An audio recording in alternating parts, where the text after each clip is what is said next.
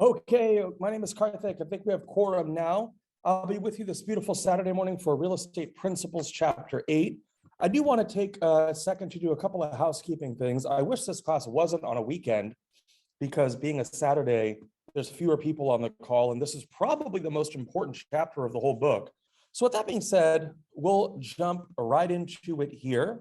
Again, if you're a guest today, just go ahead and write the word guest in the chat. That'll let me know that there's at least one or two people on the call that don't yet have their books. So if you are a guest today, I want to take a second and welcome you to the call and say it's a pleasure to have you. So if you look here on page 207, it says purposes of financing real estate.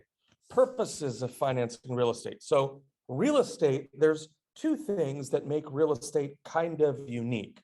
One thing is this concept of leverage.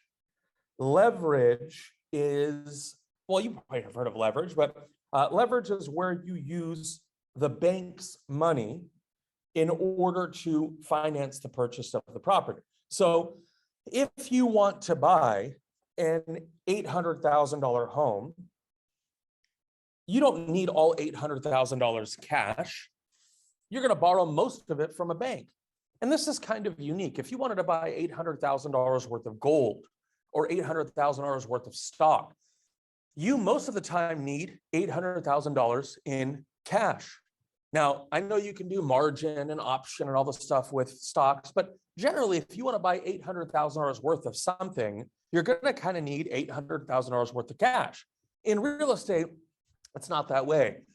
If you want to buy a house that's $800,000, you probably need $160,000. The rest is, of course, borrowed from the bank. So that's point number one. The second thing is real estate provides a forced savings program for the owner. Real estate provides a forced savings program for the owner. I mean, think about this. If you bought a house for $800,000 about 2 years ago, when COVID first started, seems crazy that it's already been 2 years, time flies. But the point is, if you would have bought an $800,000 home when COVID started somewhere in Southern California, how much do you think that house would be worth today? Over $1 million, maybe $1.1 million. Yeah, $1 million, $1.1 million, maybe even $1.2 million, depending on where you bought it. My question for you is, even a $300,000 gain in 2 years, you bought a house for $800K, 2 years later, it's worth $1 million, $1.1 million. How long do you think, or how many people do you think could actually save up $200,000 or $300,000 cash in 2 or 3 years? It'd be pretty hard for most people. I don't know if most of you are Bitcoin billionaires or, you bought some NFT of some, skateboarder doing a handstand and now you're rich. I don't know. But the point is that most of society that's just working for a living, like most people, it'd be hard for them to save up $250,000 in 2 years. But if you own a piece of real estate, you're going to get richer over time, whether you like it or not. So two things on page 207 that you might want to write that make real estate kind of unique. Number one, real estate has a forced savings program, meaning over time, real estate tends to appreciate. Number two, real estate regularly and safely employs this concept of leverage, where we use a small amount of our own money to control a much larger asset. Now, if you look here on page 208, the cost of borrowing money is interest. Now, I made this slide probably, a year ago, 6 months ago. In 9/22 of 2021, the average 30-year fixed rate in the United States was just over 3%. Today, it's like 4 5/8.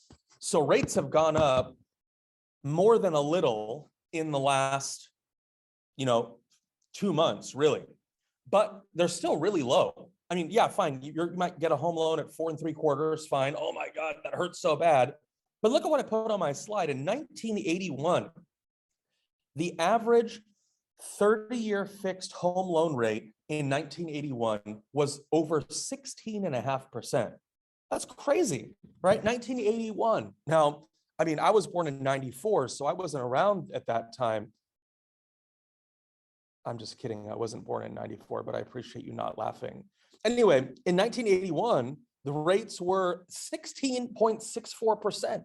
Insane. So rates historically, even though they've gone up a little bit, rates are still historically very, very low. So the cost of borrowing money here on page 208, the cost of borrowing money is the interest that we pay.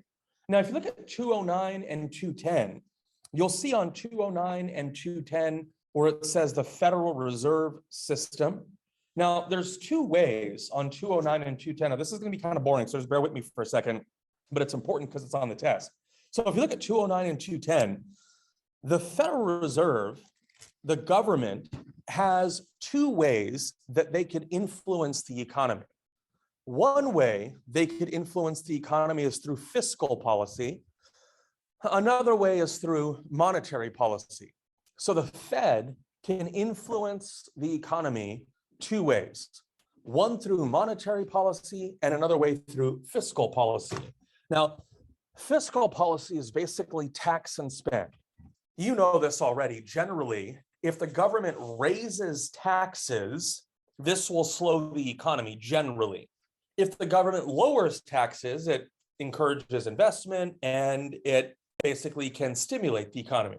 That is not what we're going to talk about on 209 and 210. What we're going to talk about is not fiscal policy, which is tax and spend. We're really going to talk about monetary policy, which is basically, and there are three ways to do this. You'll see these three in these black squares on 209 and 210.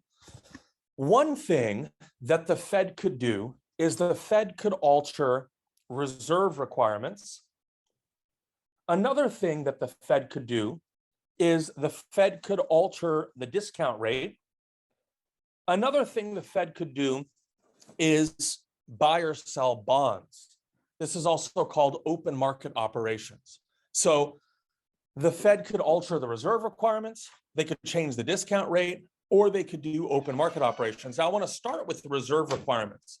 So reserve requirements, every bank, Wells Fargo, Bank of America, JP Morgan Chase, every bank basically has to keep a certain amount of their money in reserve.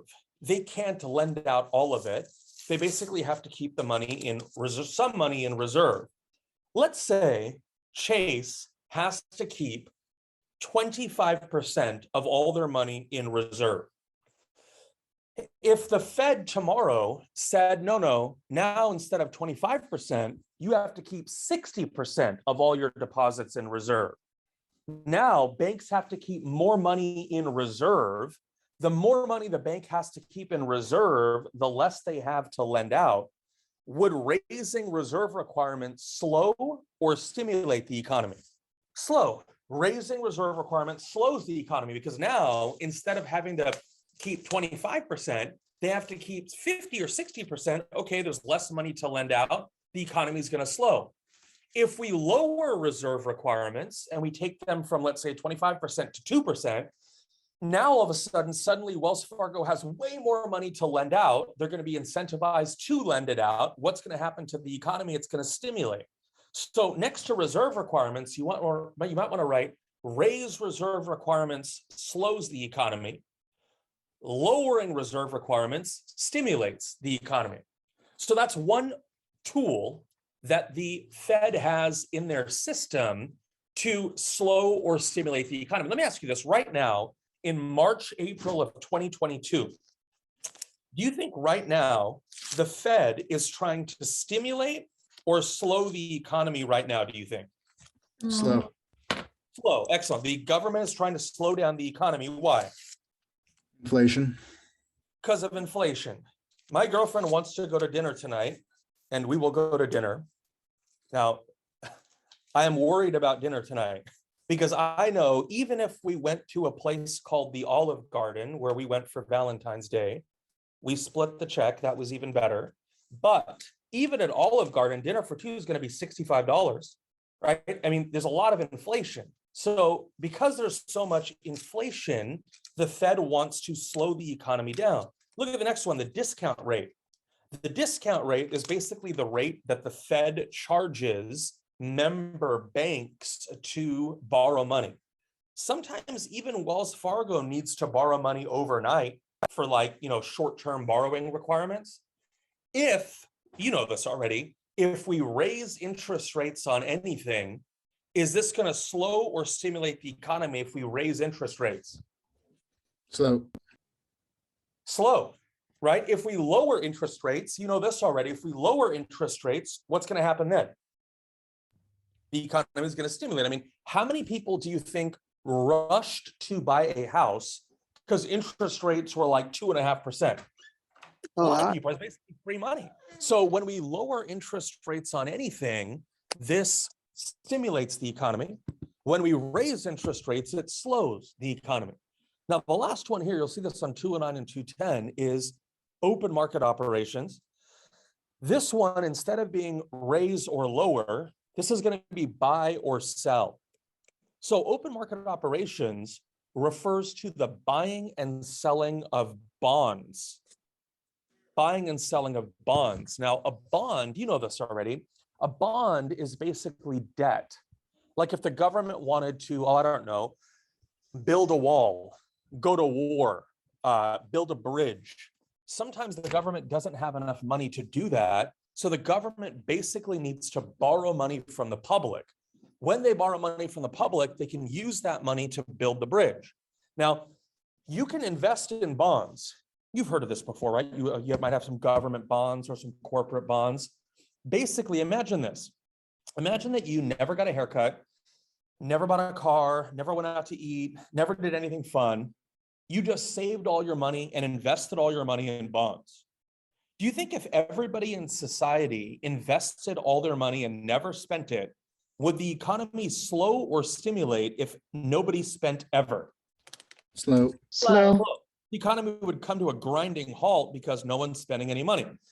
So if the government came to you and said, hey, I'm going to buy all your bonds from you, and the government bought your bonds, you now give the government the bond, the government gives you cash. In theory, what would you go do with the cash? Spend it. Spend it. So if the government buys bonds, this would have the effect, if the government buys bonds, this would have the effect of stimulating the economy. If the government sold bonds, this would have the effect of what? Slowing it down. Slowing it down. If the government sells bonds, this means that the government is going to put bonds into the system and take cash out. If the government sells bonds, this slows the economy because they're shoving bonds into the system.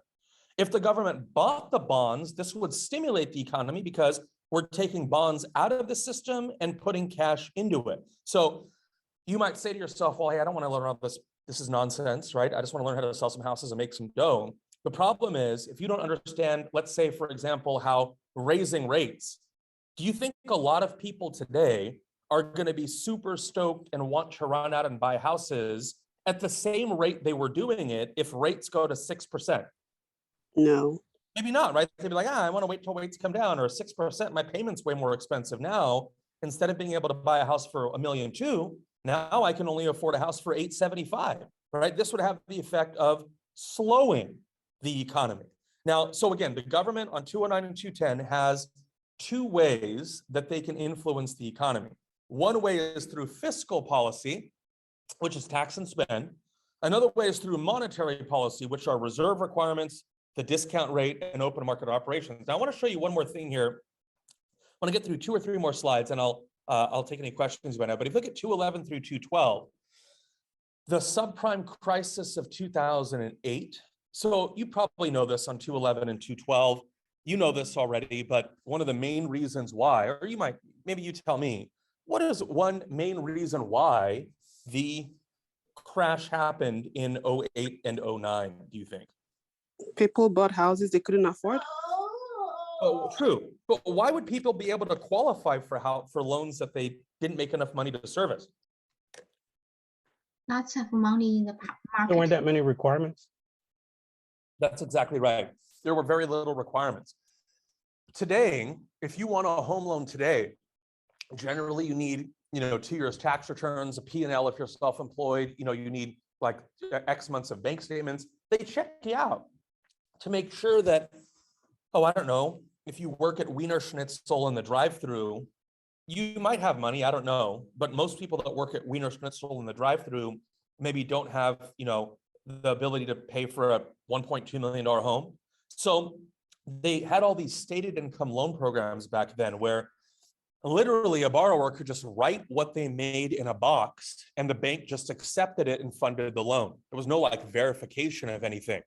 So today's market is not like that, mostly because mortgage loan originators back then, people doing loans back then actually did not need to be licensed, which seems crazy. That you could check people's credit, look at their tax returns, look at their bank statements, get their social security number and government ID, and you didn't need to be licensed at all. Seems crazy. Today, of course, that's not the case. Today in 2022, all loan officers need to be licensed through something called the NMLS, or National Mortgage License Systems at the bottom of 212. And every loan originator needs a mortgage loan originator endorsement. So you need to be licensed now to do loans. I mean, you have to take a 20-hour class and renew your license every year and all sorts of stuff. So 211 and 212, super important. What caused the mortgage crisis? People were qualifying for loans that they didn't have to prove their income on. Today's market in 2022 is not that. Loan officers today are required to be licensed using the system called NMLS. Now, if you look at page 213, now the chapter really starts, right? Because that was all kind of stuff that isn't so much for the test. This is always on the test here at the bottom of 213. Anytime you have a loan to purchase real estate, there are always two documents with every real estate loan. Every real estate loan has two documents. One of those documents is a promissory note. Another document is something called a security instrument. So every real estate loan has two documents. It has a promissory note and a security instrument. And each one of these documents is designed to do something different. The promissory note, you might want to make a little note of this. The promissory note is evidence of the debt and the borrower's promise to pay. So evidence of the debt and the borrower's promise to pay is the purpose of the promissory note. The security instrument hypothecates. That word hypothecate is a word we don't really use so much in conversation, but to hypothecate means to pledge as collateral. To hypothecate means to pledge as collateral. Let me give you a quick example of this. First, how many loans do you think have a promissory note? Pretty much all of them. Pretty much every loan is going to have a promissory note. Every loan is going to have something where you acknowledge that you borrowed the money and you promise to give it back. Your Best Buy credit card has a promissory note. Your Best Buy credit card, if you swipe that card and you buy a laptop or an iPad or a TV, you are promising to pay back the $1,200 to Best Buy or Citibank or whoever issued the card. Does the Best Buy credit card also have a security instrument, do you think? No. Yes. No. How do you know that? You're right, it doesn't. But how do you know that your Best Buy credit card does not have a security instrument? Because they don't have anything that they're holding. Well, and if you don't pay that Best Buy credit card, do they come knock on your door and take your laptop from you? No. No. No. If you don't pay your Best Buy credit card, do two big thugs come to your house and take your TV from you? No. No. But if you don't pay your car loan, there will be one or two big thugs in a tow truck that come take your car from you, because does your car have a security instrument? Yes. Yes. Does your house loan have a Yes. security instrument? Yes. Yes. Your house loan has a security instrument. How do you know that? Because if you don't pay the house payment, what happens? We take the house, right? So every loan is going to have a promissory note. Every loan is going to have something in it that you sign where you say, okay, cool, I get it. Yeah, I borrowed the money. Yes, this is evidence of the debt, and I promise to pay you back. Fine. Some loans, like car loans, boat loans, motorcycle loans, real estate loans, those loans will also have something called a security instrument. The security instrument is basically a document that points to something that the lender can take in the event that you don't pay. Now, in the real estate world, that security instrument can take one of two forms. It could either be a mortgage or it could be something called a trust deed. So the security instrument can either be called a mortgage or it could be called a deed of trust. Now, if you don't remember anything else from this chapter, just remember this. In California, lenders do not make mortgage loans anymore. I know that seems ridiculous, and I agree it does seem ridiculous because everybody asks, what's your mortgage payment? You go to Wells Fargo, it says, look at our mortgage division, Wells Fargo Home Mortgage, Bank of America Mortgage Division. I know everyone says mortgage, but it's not actually a mortgage. The actual document is called a deed of trust. So watch, and we'll talk about why that is in a moment. But if the question on the exam were to say, the security instrument of choice in California, is it a mortgage or a trust deed? Trustee. A trust deed. We don't use mortgages anymore in California. The reason for that will soon become apparent. So here's the question on the test. True or false? Every real estate loan has two documents, a promissory note and a security instrument. True or false? True. True. Documents in a real estate loan. Yes, a promissory note and a security instrument. The security instrument of choice in California is what? Trust deed. Trust deed. The document which serves as evidence of the debt and the borrower's promise to pay is what? Promissory note. Promissory note. What? I bought a house last year. I don't remember what my interest rate was. Do I look at the promissory note or the security instrument? Promissory note. The promissory note. Excellent. I don't remember if I had a 15-year or 30-year loan. What do you look at? Promissory note. Promissory note, right? The interest rate, the number of payments, the term of the loan, where you send your payment, all of that is in the note. All the security instrument says is, hey, if you don't pay like you promised to on the promissory note, the security instrument just says, hey, we can take your thing from you, whether that thing is your house, your car, your boat, your plane, your motorcycle, whatever it is. Now, I want to show you one thing here on 213 and 214. If you look at 213 and 214, you'll see on 213 and 214, the promissory note. Give me 1 second here. I need to close some applications on my machine. So if you look at 213 and 214, the promissory note is, again, the evidence of the debt and the promise to pay. Now, again, as I mentioned, what's in the note? Well, the interest rate's in the note. Is it fixed or adjustable? The term of the loan, is it a 15-year or 30-year loan? That's in the promissory note. So the promissory note is like the guts, right? What's in the loan? How does it work? Now, there are two loans at the bottom of 215, two notes, I should say more specifically. There are two notes that are on the test that we should know. One of these is something called an amortized note. Another one is something called a straight note. So you have an amortized note and a straight note. Now, this term amortized, this term comes from the Latin word amorte, more meaning life, amor meaning death, amorte meaning the loan is killed over time. In an amortized loan, you have principal and interest, and the balance is reduced to zero. So in an amortized loan, you're paying principal and interest and reducing the balance to zero at the end of the loan term. Question for you, how often do you think when you make monthly payments, by the time the loan is done, you've paid it off? A lot of time. A lot, right? Obviously, if I have a 5-year car loan, I expect to make 5 years worth of payments. And at the end of 5 years, the payments are paid off and the loan's zero. If I have a 30-year home loan, I expect if I make 30 years of on-time payments, I expect the balance on the loan to be zero. This is normal. There's another kind of loan, though, called a straight note. When you have a straight note, you're basically paying interest only. When you have a straight note, you're basically paying interest only.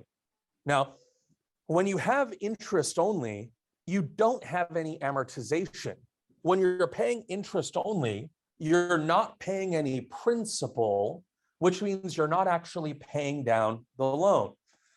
Why would anybody only want to pay interest and not principal and interest? Why would I do this? It's cheaper, it's lower payments for you. The payments are lower, exactly. And that makes sense. If in an amortized loan, I'm paying principal and interest, and in a straight note, I'm paying interest only, obviously it would stand to reason that in a straight note, the monthly payment is going to be less. And it's true. The monthly payment is less when you have a straight note. So really, we have two kinds of loans. We have an amortized loan, which is principal and interest balance reduced to zero. We have a straight note, which is interest only. The benefit to a straight note is what? Lower monthly payment, because you're not paying principal and interest, you're only paying interest. In an amortized loan, you're paying principal and interest and reducing the balance to zero at the end of the loan term, right? Principal and interest, balance reduced to zero. Let me ask you this. The interest rate on a straight note, do you think it's, well, that's an unfair question because you might not have context for that, but often the interest only loans, they allow borrowers to borrow more money, right? Because clearly if the payment's less, you can afford to borrow more money with the same payment. So unfortunately, a lot of people, because the real estate market's been so crazy the last 2 or 3 years, some people have resorted to interest-only loans for a couple, 3 years just to get in the hopes that they can refinance later and, just get into the home and refinance into an amortized loan after 2 or 3 years. That is a very dangerous thing because if you're unable to refinance at the end of 2 or 3 years, this could put you in a tough spot. One more slide. I'll take any questions you might have. One thing here on 215, you'll see the term joint and several liability. Right next to joint and several, you might want to write 2+ on note. Anytime you have 2 or more people on a note, you would always see the words joint and several liability. Now, let me just quickly explain what this means. Joint means together. Several means separately. I know that makes no sense because you would think that several meant several owners, but it doesn't. Several means to sever or to separate. You and I buy a house together. You disappear at the end of 2 years. Can I just send in my half to the bank, or am I liable for the whole thing? You're liable for the whole thing. The whole thing. That's because of joint and several liability. Joint means together. And apartment leases have this. You and I are roommates. We take a 1-month lease. We take a 1-year lease. You decide after 5 months you don't want to live there anymore. You move out. Generally, I cannot send in just half the rent to the landlord. We are jointly and severally liable for paying. So again, what does this mean? It means if one doesn't pay, the other is also liable. There's the question on the test. Anytime a lender makes a loan to 2 or more people, what words would you always see on the note? Your answer, joint And several liability. several. Excellent. I do want to pause. Are there any questions I can help you with? Cool. Well, we'll jump right back into it here real quick. If you look here on page number 219, we already know there's 2 documents that are signed anytime you have a loan to purchase real estate. There's a promissory note and there's a security instrument. Which one is evidence of the debt? Promissory note. Which one, look up here at 219, which one pledges the property as collateral? Security Security instrument. instrument. There you go, right? So the security instrument points to some item and says, hey, if I don't pay, you can take that thing from me. Car loans up here have security instruments. Boat loans have security instruments. Home loans have security instruments. Generally, credit cards, my American Express card does not have a security instrument. If I swipe that Amex and I buy, I don't know, whatever, and I don't pay, American Express doesn't knock on my door and ask for, the pack of chocolate I bought at Save On or whatever. They don't do that. So Best Buy credit cards don't have security instruments.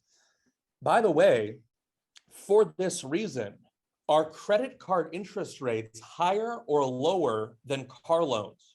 Higher Higher, because there's no what? security instrument. Yeah, there's no collateral, right? Best Buy doesn't really have recourse. They can mess up my credit, send me to collections. If it's big enough, if the balance is big enough, maybe they'll sue me, but they can't like come take the iPad from me. So because it's higher risk, those credit cards have to have higher interest rates. Now, we know there are two security instruments we could use. Here on 219, we'll start with the mortgage on 219. So remember, if you don't remember anything else from this chapter, just remember this. Banks on 219 don't make mortgage loans anymore. Well, why then on 219 do we keep calling them mortgages? It's just habit. Literally, we got a lot of words like that in our great English language, like Kleenex, Q-tip, Jell-O, Starbucks. I was in line at Pete's Coffee yesterday, gonna get a coffee, and someone said, "Can I get a Frappuccino?" They don't serve Frappuccinos at Pete's Coffee, but everyone calls some sugary blended whipped cream infested drink a Frappuccino because we're just used to calling it that. Mortgages are the same thing. The document is actually a deed of trust. We just keep calling them mortgages out of habit. Now, question you might have is, well, I know banks don't use mortgage loans anymore, but why do they not want to do this? One reason is at the middle of 219, and it's judicial foreclosure. Mortgages have something called judicial foreclosure. Question for you. What does that word judicial mean? Court. Having to do with the courts. In a mortgage, if a bank wants to take you to court, or if a bank wants to foreclose on you, I should say, if a bank wants to foreclose on you, they have to take you to court. Anytime you go to court, is this super fast or super slow? Super slow. Super Slow. slow. So a bank knows if you miss a bunch of payments, so the bank needs to take the house back, they have to take you to court in order to accomplish this. Because this is so expensive, cumbersome, and time-consuming, banks don't want to make mortgage loans because the way that they get their property back is through judicial foreclosure. So this is problem number one. Problem number two with a mortgage is here at the top of 221. You'll see at the top of 221 the term redemption period. Now, what does it mean to redeem something? To make it right. To take back, exactly, to take back. Here's what a bank has to do if they make you a mortgage. It's crazy. If a bank makes you a mortgage loan, which we know they do not in California, but just bear with me.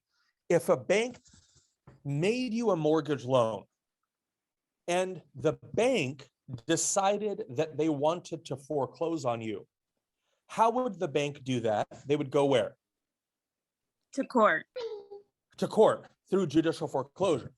The bank would then win because they can prove with the promissory note that you borrowed the money, and they can prove that you haven't made a bunch of payments. So the bank can foreclose on you judicially, fine. The problem the bank has is now, as a homeowner, a former homeowner, the bank does not get possession of the property right away. The bank actually has to wait up to 1 year where you still get to stay in the house. You get to try to save up your money for up to a year and try to buy the house back. That's crazy. So in some states like Ohio's a mortgage state. In Ohio, if I lost my house in Dayton, the bank would have to take me to court to foreclose. And then the bank would have to wait up to a year while I play a bunch of poker, play some blackjack, recycle aluminum cans, and donate blood to try to raise the money to buy my property back. In California, if heaven forbid in California, someone loses their home in foreclosure in California, do you think in California that the bank has to let you stay there for a year? Or does the bank get to try to kick you out right away? Kick you out right Kick you away. out right away. Kick you out right away. Can kick you out right away. Why? Because banks in California do not have to honor redemption rights. Redemption rights, which in English means even after you lose the home, you have up to a year to stay in that house and buy the property back. Banks do not have to honor such a right of redemption. Why? Because banks don't use mortgages in California. What do they use? Trust deeds. So there's two. So by the way, is it illegal for a bank to make a mortgage in California? No, it's not illegal. It's just No. bad business. It's bad business because of this judicial foreclosure, which takes a long time, and right of redemption, which precludes the bank from taking possession immediately. So instead of a mortgage, we use something on 221 called a deed of trust. Banks in California make trust deed loans. And frankly, banks in California have made trust deed loans for like the last 50 years. Banks for nearly half a century have not made mortgage loans. Banks in California are making trust deed loans. Now notice on 221, this is super important. On 221, notice there are three parties in a deed of trust. The three parties are the trustor, the trustee, and the beneficiary. They are the trustor, the trustee, and the beneficiary. Two questions for you. Who's the owner in a deed of trust? Who's the owner? Trustor? Trustor. The trustor is the owner. How do you know that? Don't say because it says so on the slide. How do you know that the trustor is the owner? Because it ends in OR. Anytime you see a word that ends in OR, trustor, vendor, lessor, grantor, mortgagor, all these OR words mean owner or giver. So the owner in a deed of trust is the trustor. That's you. On your house in Hermosa Beach, you are the trustor. The beneficiary is the lender. So Wells Fargo, Bank of America, JP Morgan Chase. Wells Fargo is the beneficiary. The trustee holds title. The trustee holds title. Now, let me explain this here real quick. So first, you are the trustor. Wells Fargo is the beneficiary. Wells Fargo appoints someone called a trustee. Basically, this person is going to hold title for you while you owe the bank money. The trustee holds title for you while you owe the bank money. So when you get your home loan, you sign a bunch of loan documents. One loan document is a deed of trust. Basically, what's happening in the deed of trust is you are deeding the title to your property to the trustee who the bank chose while you owe the bank money. This does not affect your life in any way. The trustee can't come spend the night. They can't see what's in your refrigerator. They can't see what you're up to on Sunday afternoon. The trustee doesn't matter unless you don't pay. If you don't pay, then the beneficiary calls the trustee, because what does the trustee have? They got the title. Anytime you have the title to something, what could you do? You could sell it. That's why if you go to a foreclosure sale in California, these foreclosure sales are called what? Trustee sales. Why are they called trustee sales? Because the trustee is selling the property on behalf of who? The beneficiary. The trustee is selling the property on behalf of the beneficiary. So watch, true or false, the trustee is the owner of the property while you owe the bank money. False. Trustee is not the owner, they just hold title. You are the owner, Wells Fargo is the beneficiary, the trustee holds title. Now, why do we do a deed of trust instead of a mortgage? Because the foreclosure is faster and there's no redemption. Here is how, on page 221, where it says trust deed, you might want to write the words non-judicial foreclosure. Non-judicial foreclosure. Basically, this is how it goes. The first step is a notice of default. The first step is a notice of default.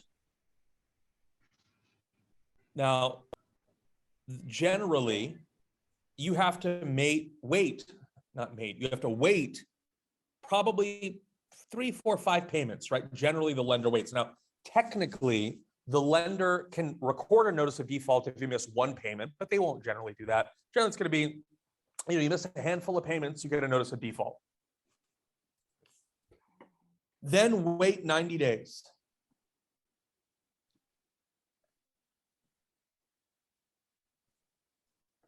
Then a notice of trustee sale. Then a 21-day wait. Then the property is sold.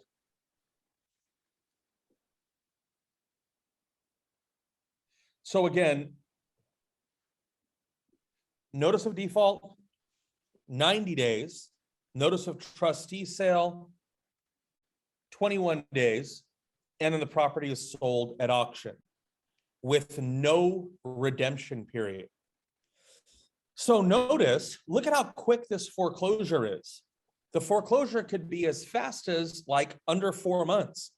We get a notice of default. We have to wait 90 days to give the homeowner time to get current. Then a notice of trustee sale, then a 21-day wait, and then the property is sold at auction. So, by the way, how do you think court would probably be faster or slower than this? Slower. Slower. This is why the deed of trust is the preferred security instrument in California. If a borrower doesn't pay, and there's always a chance that might happen, the trustee sale is a cheaper, faster, non-judicial way to execute the foreclosure proceeding. Any questions about this at all? By the way, if someone loses their home in foreclosure in California and then wins the lottery the next day, that would be ironic. Do you think the bank is under a legal obligation in California to sell them the property back? No. No, because there's no what? Redemption period. Excellent, excellent. There's no redemption. Because there's no redemption, if you won the lottery the day after foreclosure, the bank is under no legal obligation to sell you that property back, because in California, the deed of trust has no redemption period. Now, again, bottom of 225, where it says, you might want to highlight this at the bottom of 225, no redemption period, right? It says a significant difference on 225 below the gray box, a significant difference between a mortgage and a trust deed is that there is no right of redemption following a trustee sale. There's no right of redemption following a trustee sale. We have a right of redemption following a judicial foreclosure under a mortgage.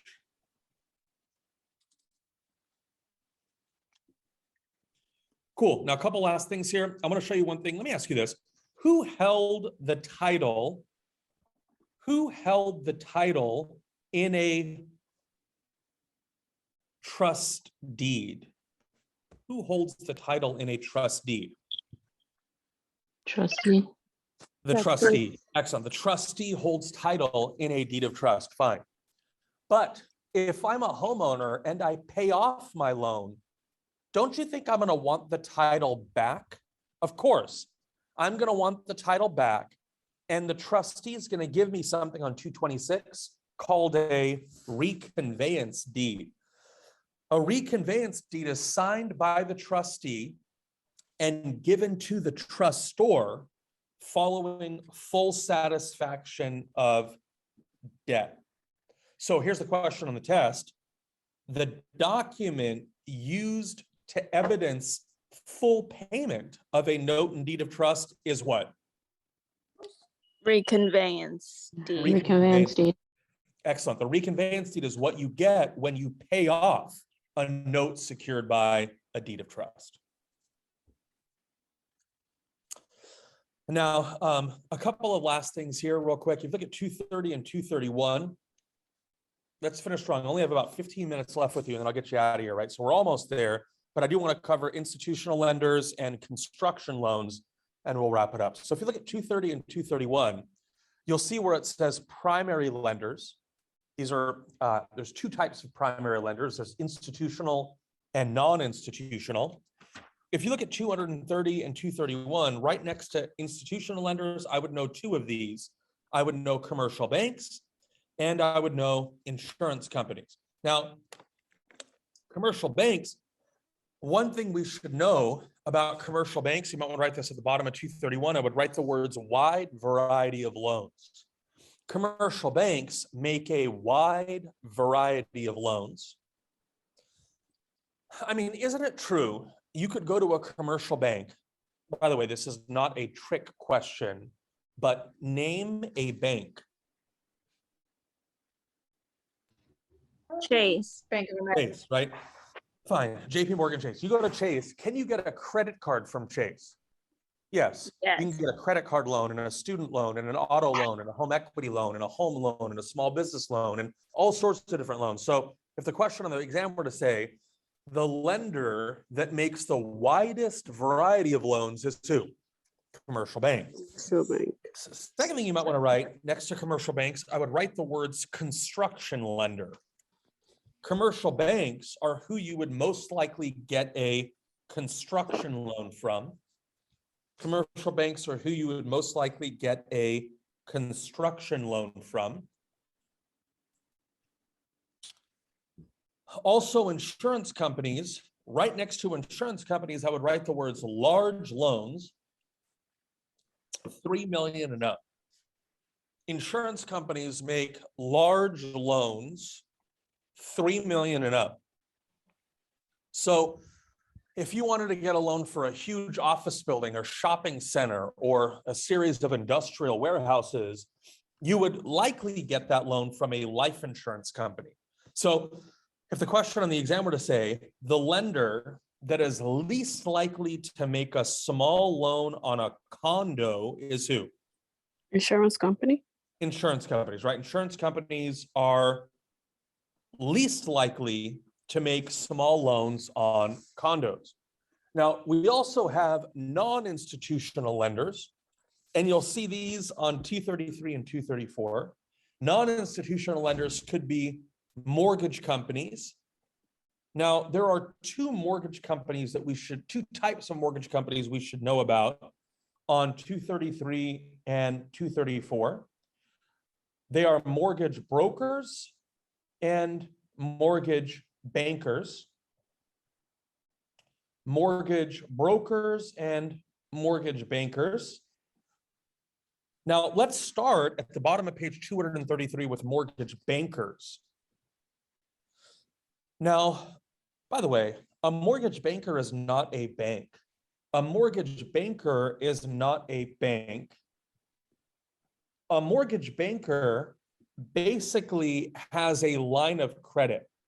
And a mortgage banker, you would never even know who these people are. A mortgage banker would be a company like Gem Mortgage, Spectrum Mortgage Services, all these companies that are just small, you know, when I say small, I mean smaller than Wells Fargo. They're just small companies that basically have huge lines of credit. Now, here's how a banker works. a mortgage banker will have, let's say, a $10 million line of credit with US Bank.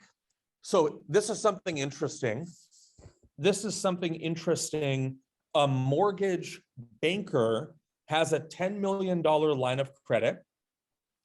You come into the mortgage banker's office and want to borrow $700,000 to buy a house. The mortgage banker will fund your loan using their line of credit. The next person that comes in wants a $600,000 loan. They'll fund their loan using that same line of credit.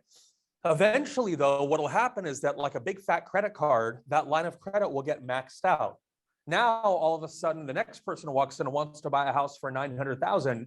They don't have any money to lend anymore because their line of credit's maxed out. What do you think, with my last 10 minutes with you, what do you think that the mortgage banker will have to do with that line of credit? They'll sell those loans in the secondary market. Once those loans are sold to another investor, that line of credit is now freed up again and they can make new loans.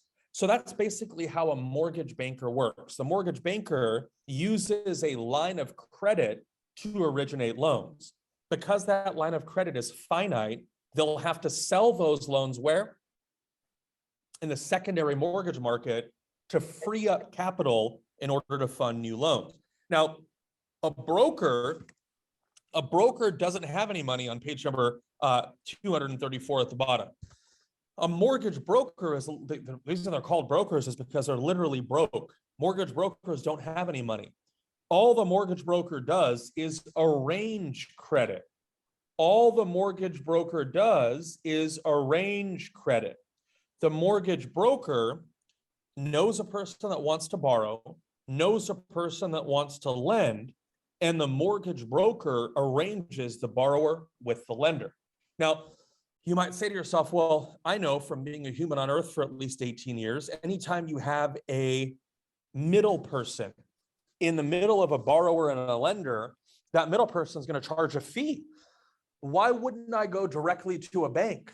Well, the theory is that because a mortgage broker knows more lenders, they might be able to arrange the credit more cheaply and more efficiently. The other reason is maybe I'm a foreign person. Maybe I'm from Mexico or Canada or Australia or Asia or Europe. I want to borrow money to buy a house. Wells Fargo is going to ask me for things like my social security number, which I don't have because I'm from, London, or I'm from Australia, or I'm from Panama or whatever. So a broker might know a lender that's willing to make loans on untraditional terms. So we have 4 lenders for the exam. Which one is simply an arranger of credit? Broker. Which one uses a line of credit? Bankers, mortgage Banker, bankers, Excellent job. Which one makes large loans, 3 million and up? insurance company, Insurance companies. Which one makes the widest variety of loans, like construction loans? Commercial commercial banks. bank, Commercial banks. There you go. Let me show you a couple last things, John. I'll take any questions you might have. If you look at 237 and 238, you'll see at the bottom of 237 TRID and this thing called RESPA. Now, a small favor here. First, I would look at page number 240 just real quick. And this is called a loan estimate. Now, right next to loan estimate, I would write the words old good faith estimate. This used to be called a good faith estimate. It's now called a loan estimate. Now, if you look at this, I would just write the words, it shows all the fees associated with the loan. It shows all the fees associated with the loan. This is given within 3 business days of the loan application. So do you think the lender has to tell you up front what all the likely fees are associated with the loan? Yes. The reason that they have to show this to you is so that you don't get painted into a corner as a borrower, get all the way down to the very end of the loan, and all of a sudden have all these hidden fees jump out at you. the lender's supposed to give you a loan estimate within how many days? Three business or calendar? Business, right? Within 3 business days of you applying for the loan, the lender has to give you this good faith or loan estimate according to a law called RESPA. Now, a couple last things. If you come forward here to 245 and 246, if you look at 245, I want to share one thing with you on 245. It's called an acceleration clause. And you'll see the term acceleration clause at the bottom of 245, top of 246, an acceleration clause. So an acceleration, by the way, you know what this is. What does it mean to accelerate something? What does it mean to accelerate something? Speed up. Speed up, excellent. An acceleration clause is a clause in a loan that allows the lender to call your loan due upon an event. An acceleration clause is a clause in a loan that allows the lender to call your loan due. Now, a lender does not want to call your loan due. A lender wants you to pay interest forever. But a lender will call your loan, meaning they say, look, we're too nervous. We don't want to be in bed with you anymore. Give us all our money back. Lenders can call your loan if you make them feel nervous or anxious. Now, how could you make a lender feel nervous or anxious if you miss a bunch of payments? If you don't pay your property taxes, if you start doing illegal things on the property, all these things can cause your lender to become so nervous that the lender just throws up their hands and says, look, we're too scared, give us all our money back. That's called an acceleration clause. Now, if the question on the exam were to say, the clause in a loan that allows the lender to call your loan due upon an event is what again? Acceleration clause. Acceleration, excellent. It's called an acceleration clause. Now, one last thing here, if you turn to 246, I want to do this in the loan application here, and we'll wrap it up. So if you look at 246, you'll see on 246 the term construction lending at the middle of the 246. Now, question for you. Do you think a construction loan is a risky loan or a safe loan for a lender to make? Risky. Risky. I want to say safe. Be careful on this one. You might say it's safe because, hey, they're going to build something that's going to be nice, but here's the problem. It's actually quite risky because what if the lender stops construction in the middle of things? A long time ago where started to build a bunch of condos in a ski resort town in California. And when this group was halfway done with the construction, interest rates jumped like 4 points. What do you think happened to all the people that said they were interested in buying a condo when rates were at X and now they were 4 points higher? Do you think they bailed? Yeah, they're like, we're not buying those anymore. Now all of a sudden our wait list is completely blown out of the water. So construction loans are actually risky loans. Now lately they've been very safe, but they're risky because what if the builder stops building in the middle? What if interest rates jump? This could cause a big problem for a developer. So construction loans are actually at very high interest rates. And they're at high interest rates because lenders are taking on disproportionate risk because the construction's not finished. So construction lending actually takes place over 2 steps. The first step is the construction loan itself. Be careful. The exam might call a construction loan an interim loan. The exam might call a construction loan an interim loan. Now, you've heard that term before. In the interim, what does that mean? In the meantime. In the meantime, right? So in the meantime of construction, we get a construction loan, also called an interim loan. This is a short-term loan made specifically for the period of construction. Once the construction's finished, I don't want to pay 9.5% or 10% anymore as a developer. My construction's finished. Now the bank, I should say, has a nice, clean, completed project that's actually very safe now because the construction's finished. I would refinance my construction loan into a long-term loan called a takeout loan.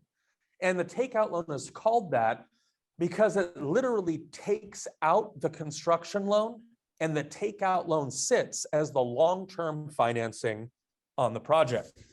So construction loan takes place over two steps. One step is the construction loan itself, also called a what again? Interim loan, which is a short-term loan made specifically for the period of construction. Once the construction's finished, we refinance our risky high-interest interim loan into a very safe long-term loan called a what again? Takeout loan. And the takeout loan sits as the long-term financing on the project. By the way, right next to takeout loan, you might want to write obtain approval with construction loan. Obtain approval with construction loan. What I mean by that is you want to get approval of your takeout loan at the same time you get your construction loan. Because a bad thing could happen if you finish construction and then you try to get approval for a takeout loan and you can't get approval. So generally, you actually get the approval for the takeout loan at the same time you get your construction loan. That way you know that your next step is already accounted for and you don't have to scramble to find a takeout loan when the construction's finished. Now, one last thing, if you look at the bottom of 246, where it says loan application, first, I would write the word RACE, R-A-C-E, at the bottom of 246. And I want to ask you a question. Do you think that when you apply for a home loan, do you think that the loan application asks you for your race? No. Yes. Yes. Those are the Yes. choices. No or yes. Do they ask you for your race? Yes. Yes. Yes. Now, that seems crazy. It seems crazy, right? It seems nuts that they would, because you would think, of course, they can't ask you for your race. That's ridiculous. But interestingly, they do ask you for your race. And the reason they do that is actually to make sure that lenders aren't discriminating. Because if it comes out that, let's say, red people with good credit pay higher fees, higher rates, or get turned down for loans more frequently than purple people with good credit, this is a way for the government to make sure that banks aren't discriminating. So you might want to write the word race next to loan application. And I would write the words race on application, but then I would write optional for borrower. You as a borrower don't actually have to put your race. You don't have to answer that question, but it's on the application. You can check a box that says that you don't wish to furnish, but race, be careful on the test, because I have no way to prove this, but I bet you a lot of people that take the real estate exam get this question wrong. If the question says, is race on the loan application? I think a lot of people that don't study for this test would say, no, they can never ask you for your race. Of course not, right? Because asking for someone's race is illegal. But your race is actually on the application, but it's optional for you to answer it. But the reason it's on there is for statistical monitoring purposes, to ensure that lenders in California are not discriminating in making home loans. Now, if you check your clock, you'll notice it's exactly 11:15, which is the time that the class is scheduled to end. There's a couple of ways to contact me. I'd recommend connecting with the school on Instagram, and there's my email and my Instagram also. If you have any questions, though, I have a couple of minutes here. Any questions about anything?